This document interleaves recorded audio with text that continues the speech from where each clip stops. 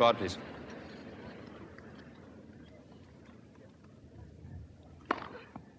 The ATP, an acronym now synonymous with men's tennis. But what is it, and how did it come to be the governing body of the male game?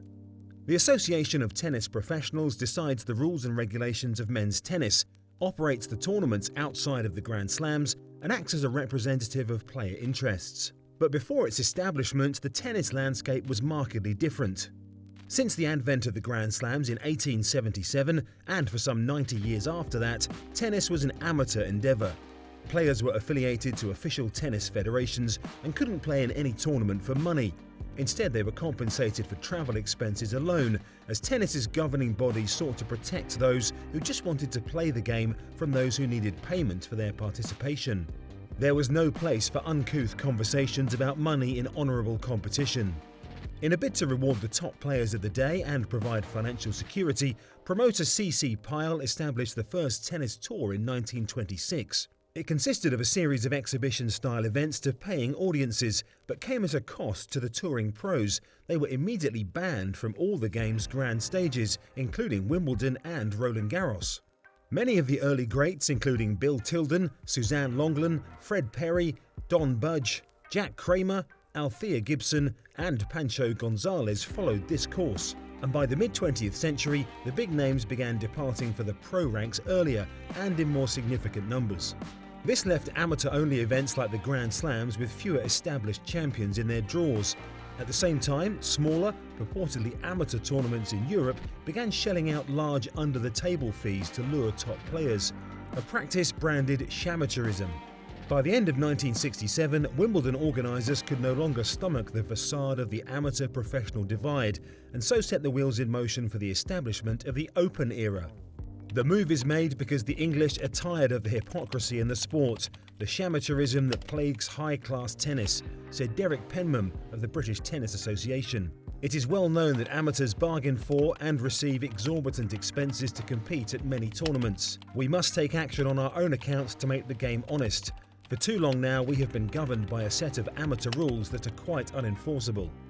With the means to now make a living from tennis and still play in the Grand Slams, hundreds of players turned professional overnight. Tournaments jostled to offer ever-increasing prize money in an attempt to attract the top talent, while promoters set up a series of different world tours, including the National Tennis League and World Championship Tennis. But a considerable divide remained between tennis's administrators, who wanted to retain control of the game, and the players and promoters, who sought expanded freedoms. Failure to strike deals on appearance fees meant World Championship tennis players were stopped from participating in the 1968 French Open, and the National Tennis League barred its members from both the French and Australian Opens in 1970.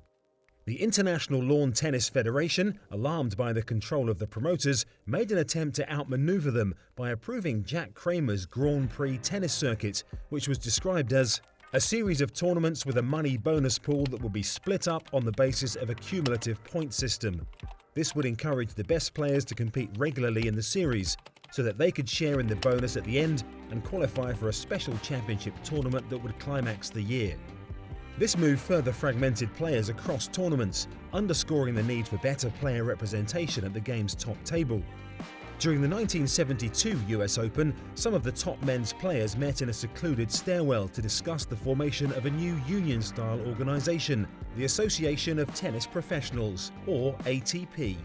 Led by former world number one Jack Kramer and 1972 US Open doubles champion Cliff Drysdale, the ATP allowed players the opportunity to work with the International Lawn Tennis Federation, or ITF, to change the game for the better. One of the ATP's initial acts was to establish a computerized ranking system to provide a fair analysis of a player's performance and an objective means to determine entries into tournaments. The ATP rankings began on the 23rd of August 1973 and continues today. It later showed the strength of player unity by leading a boycott of Wimbledon in 1973 after Nicky Pilic was suspended for skipping a Davis Cup match. And during the 1980s, it set up a player pension fund and successfully pushed for a drug testing program. As a players' union, it ended up being frustrated by the Men's Tennis Council, the governing body in charge of running the Grand Prix tennis circuit. The MTC consisted of representatives of the ITF, the ATP, and later tournament directors from around the world. but the ATP were granted just 3 of 9 voting members, which left it with a limited voice. By the mid-80s, packed tournament schedules left players exhausted heading into the slams, as professional contracts forbade most from cherry-picking events.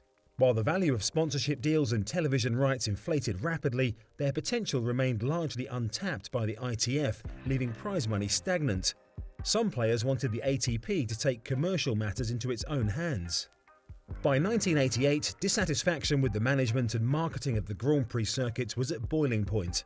At that year's US Open, players met in secret and planned a mutiny, urging the ATP to set up a rival circuit. World number 1 at the time, Mats Wilander, began to express his frustrations publicly. On the 26th of August, Wilander and ATP CEO Hamilton Jordan led the now famous press conference in a parking lot at Flushing Meadows. Tennis has made a lot of progress in the last 20 years, but we see storm clouds on the horizon. There is too much fragmentation in the council, said Jordan, who detailed his project in a 15-page plan titled Tennis at the Crossroads. The plan included the formation of a brand new tournament circuit, the ATP Tour, which would give players a greater voice in its management. Backing from professionals came quickly, with 85 of the top 100 signing letters of support. Of those, 24, including 8 of the world's top 10, formed the initial breakaway by signing contracts to play on the circuit in 1990. The tides turned as tournament directors from across the globe flocked to the new tour, which in its first season boasted 76 events in 28 countries across 7 continents. Prize money went up on average by 50%. By 1991, the tour put together its first TV package, broadcasting 19 tournaments to a global audience. So just like 20 years earlier, tennis's powers that be learned that sport is nothing without the players, and the running of the game continues to be influenced by those who play it. Half of the ATP's board are player representatives, and it also has a Players' Council, which designates 4 spots for those in the top 50, 2 for those ranked 50 to 100, 2 for top 100 doubles players, and 1 for a coach. But with Novak Djokovic and Vasek Pospisil launching a new Players' Association in 2020, and a merger between the ATP and WTA being mooted, how the sport is run, and most importantly who by, might once again be up for grabs.